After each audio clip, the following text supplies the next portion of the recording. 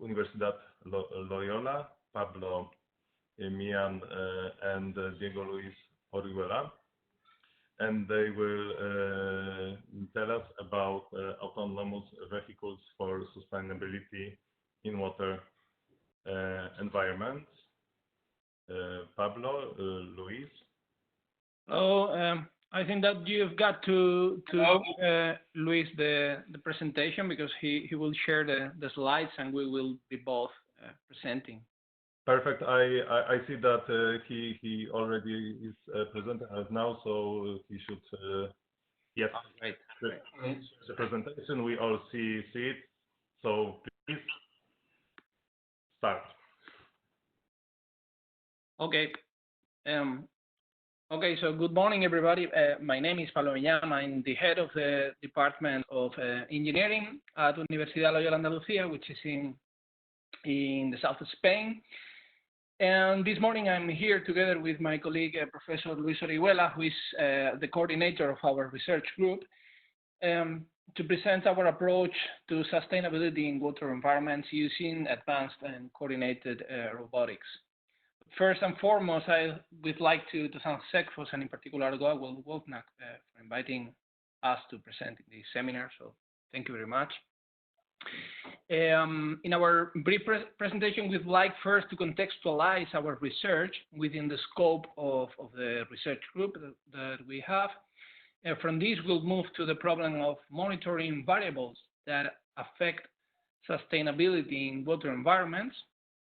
And after that, we will introduce our approach to address that problem. And finally, we will end with some related projects and the main conclusions.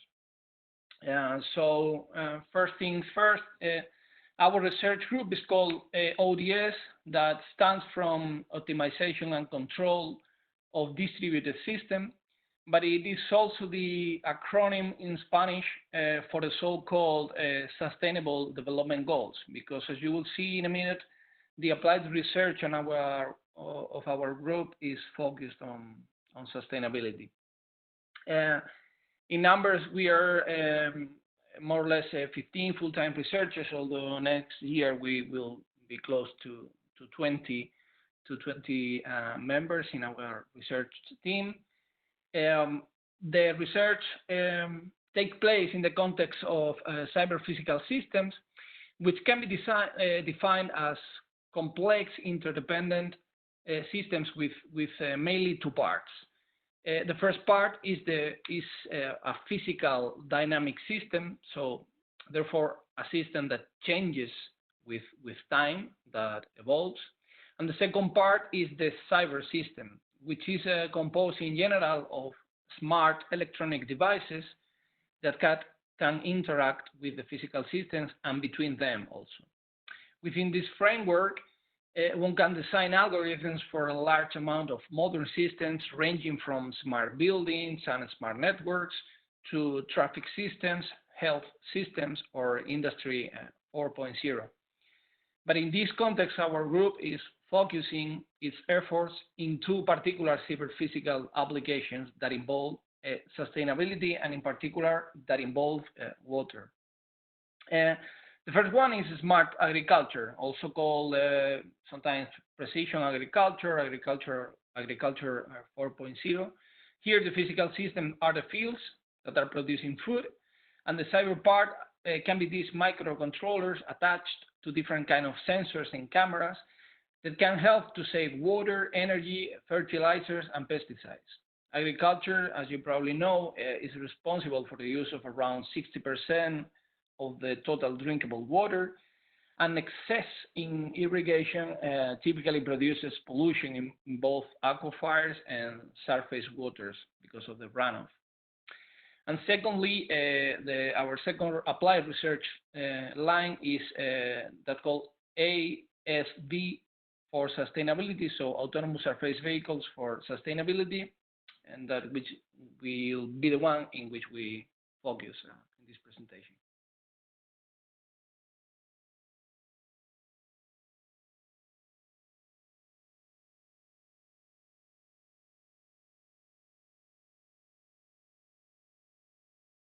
Okay, I think that is Luis' turn, but his audio is not activated.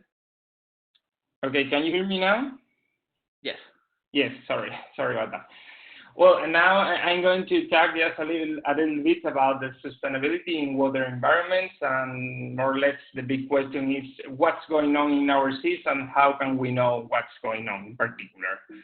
Well, we all know that our rivers, lakes, seas, and oceans in general are continuously threatened by many sources of contamination. So from the oil spills in tanker accidents to the pressing problems of the microplastics. So we all know that the seas are becoming the new dams for all kinds of solid garbage. Other source of pollutants, as Pablo mentioned before, are the fertilizers and other toxins that from the ground go to the aquifers and later to rivers and finally to the sea. And we can also not forget about our sewage disposal system, which pour over the streams and then finally go back to rivers and the seas. Okay? So this is a massive problem that needs urgent solutions. So if we want to propose a remedy, we need to control. We need to have the capacity to actuate over the system. And to control, one needs to know what is going on in our seas. So finally, if one needs to know what's going on, we need to measure. Okay. So at the moment, the available technology of measuring system is very large and it is increasing day by day. Today we have been hearing here in this webinar people talking about photonics technology, ultrasounds, the use of images for detection. So the technology is increasing day by day. But many physical properties so can be directly measured. However, in some cases, direct measurements are not easy or cheap, or they cannot be continuously acquired for some kind of application. So therefore, it might be more convenient to rely on a set of state variables on which these properties might depend. And this is just an example. So for instance, if you want to know the density of the water, which is a very important feature for currents and for moving how the different things are flowing into the water, well, measuring the density with a particular sensor is not an easy task. So today, people rely on a grid of measurements of temperature and salinity, but salinity is not all, and usually you don't have a salinity sensor in most of the cases, so you have to infer the salinity from the temperature and conductivity. So we can see that just to know the density of the water is not a trivial task. So in general, knowing what is happening in the sea is not that easy as we want to know, even if the technology is available. Well, these measuring systems are usually part of the equipment of buoys and boats. Satellites are also becoming very useful in getting to know what's happening in the sea. But however, in our opinion, these solutions present some limitations that aim to be overcome with the use of autonomous vehicles. The use of vehicles, in contrast to static buoys, for instance, increase the mobility and let us expand the space vision of our measuring system so that you can get different variables in different positions and not just in static places. Since they are autonomous, we are free from the human limitations. For instance, they can be working longer periods, or they can be working in more complex or dangerous sea conditions in underwater environments, as someone has mentioned before. So this is another advantage. If they are well designed, they can also show reactive capabilities or online decision making as an experienced ship captain. The use of fleets of vehicles, if you have more than one vehicle, let us implement cooperative skills. For instance, if you want to build a map of a gradient of some pollutant, if you get to know the value of this concentration in different points, you can build a gradient map to follow or to track the movement of this pollutant. And last, autonomous vehicles are in general cheaper than traditional boats. So it is possible to have several of them in your that fit, and this possibility can fit in your budget for your project. So this is another important feature here. Also, our proposal is therefore to design, develop, and deploy autonomous surface vehicles to monitor water quality and detect pollution events / problems. Our approach is also using not single vehicles, but fleet of coordinated vehicles provided with autonomy and artificial intelligence to accomplish these tasks, this kind of complex tasks that Luis mentioned before. In what regards the vehicles, the feature of our vehicles, so far we have been working with boats adapted to working in rivers and lakes with around 1 meter length and 50 kilograms, 1 kilowatt of total power, and onboard batteries that provide several hours of autonomy. The boats are equipped with single board computers. The jets on board that was mentioned before by Santiago, I think, we use that board in our boats. And also, they can measure water temperature, turbidity, conductivity, dissolved oxygen, pH, and color. These sensors are especially suitable to monitor eutrophications that can have several consequences, as we will explain next when talking about one of our active projects. About the capacities, in this research line, the physical part of the cyber physical systems is the time-changing water environment, the lake, the river, or the sea. Whereas the cyber part is composed by a fleet of autonomous surface vehicles. So therefore, these vehicles need to be provided with tools to interact with the system and interact among them. So to communicate, the boats are endowed with different wireless communication technologies. In particular, Wi-Fi is used to connect the sensors with the onboard computer. Also, a protocol very efficient for long-range communication and low energy consumption is LoRa, and LoRa is used to send telemetry data to a control station. And finally, ZigBee is used to communicate the vehicles of the fleet among them to be able to do coordinated tasks. Besides the sensors, the vehicles are also equipped with LiDAR and cameras to detect obstacles, and also with GPS to continuously know their position and be able to follow routes. And finally, we endowed our fleets with intelligence, which is at different level. So the level 1 is autonomy. The vehicles are able to follow routes with the help of advanced automatic control algorithms. The level 2 of intelligence is cooperation.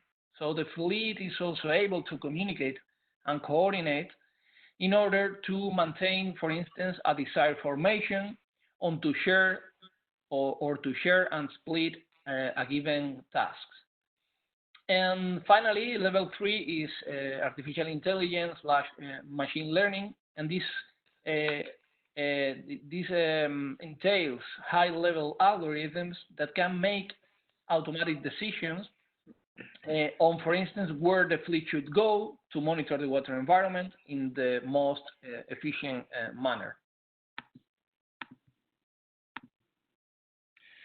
Well, now we are going to summarize 2 research projects in which we are using this autonomous vehicle for monitoring water environments.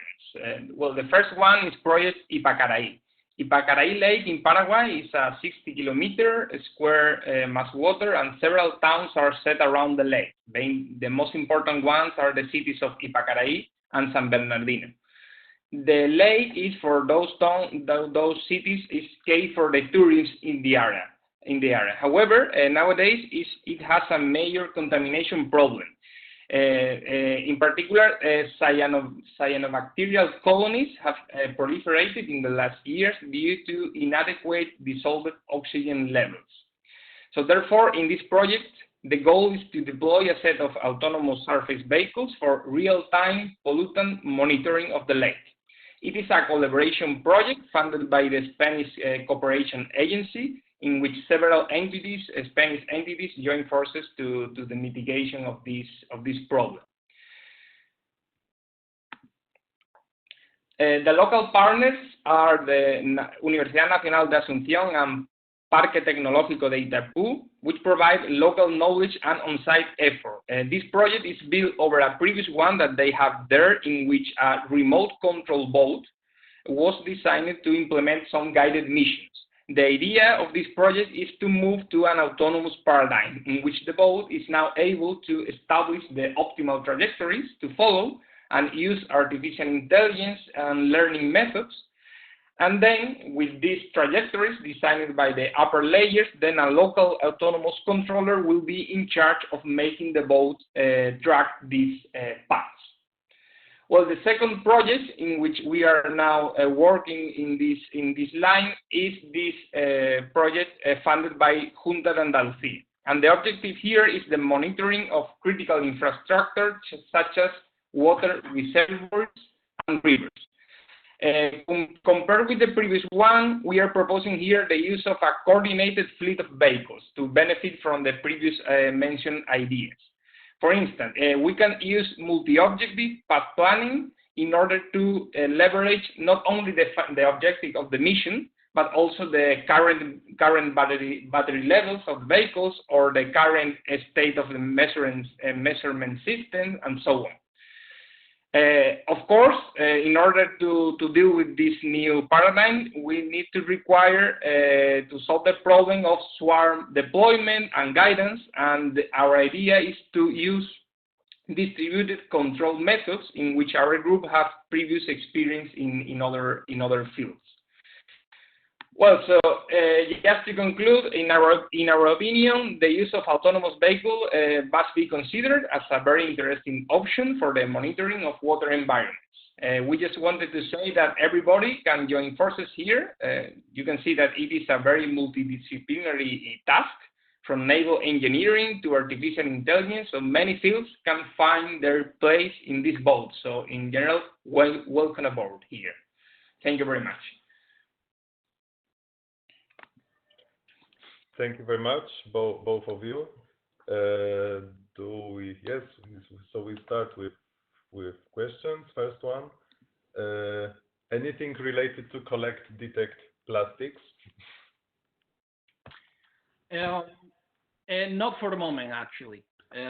We started working on this, focusing on the cyanobacteria problems, which can be measured using chemical sensors, dissolved oxygen sensors, and color sensors. But in the future, we would like, of course, to be able to detect. But so far, I don't think there is an efficient technology to do online measurements of plastic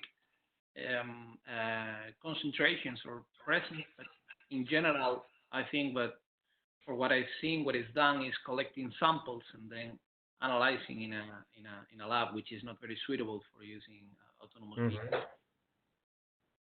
Okay, thank you very much.